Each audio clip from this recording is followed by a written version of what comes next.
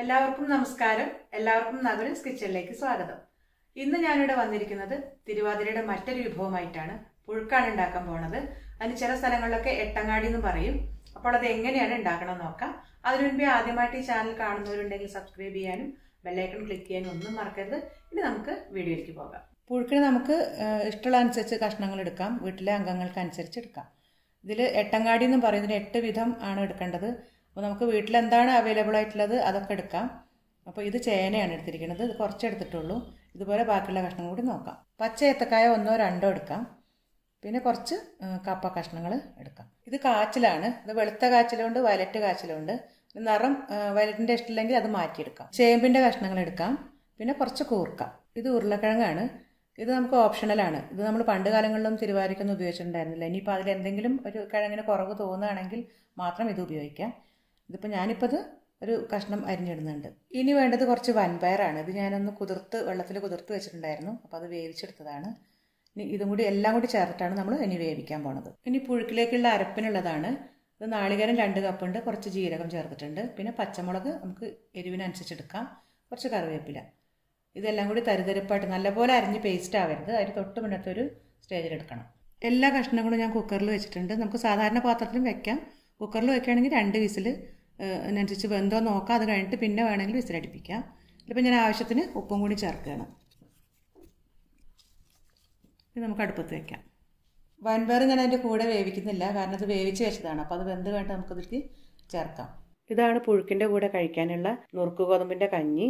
ഇത് ഞാൻ ഒരു നാഴി നുറുക്ക് ഗോതമ്പിലേക്ക് ഒരു ചെറിയൊരു നാളികേരം ചിരവിയിട്ടിട്ട് ഉപ്പും ചേർത്ത് കഞ്ഞി പോലെ വേവിച്ച് വെച്ചതാണ്.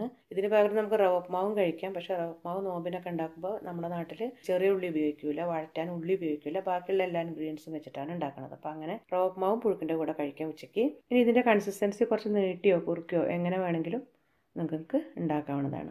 കുക്കർ 2 വിസിൽ വന്നിട്ടുണ്ട്. ഞാനിതിൻ്റെ വെള്ളം കഷ്ണത്തിൻ്റെ നിരക്ക് ഒഴിച്ചിട്ടില്ല. അതിൻ്റെ തൊട്ട് താഴേക്കുള്ള വെള്ളം ഒഴിച്ചിട്ട് അധികം വെള്ളം ഒഴിക്കേണ്ട. ഇനി നമുക്ക് ഇത് പ്രഷർ പോയതിനു ശേഷം തുറക്കാം. ഇപ്പോൾ പുഴുക്കിനുള്ള കഷ്ണമൊക്കെ വെന്ത് റെഡി ആയിട്ടുണ്ട്.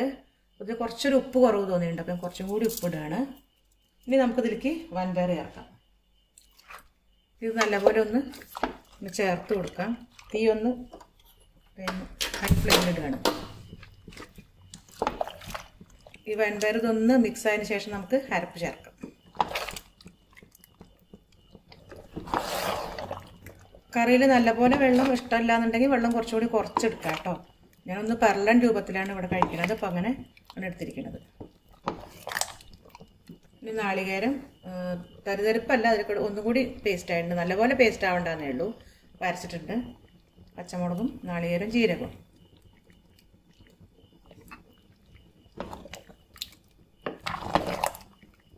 അപ്പോൾ നമ്മളുടെ പുഴുക്ക് റെഡി ആയിട്ടുണ്ട്. ഇനി ഇതിലേക്ക് കുറച്ച് കറിവേപ്പിലിടാം. ഇനി കുറച്ച് പച്ച വെളിച്ചെണ്ണ ഒഴിക്കുക. അത് ഓപ്ഷണലാണ്. കുറച്ച് ഒഴിച്ചു കൊടുക്കണ്ടേ ഞാൻ. തീ ഓഫ് ചെയ്യാം.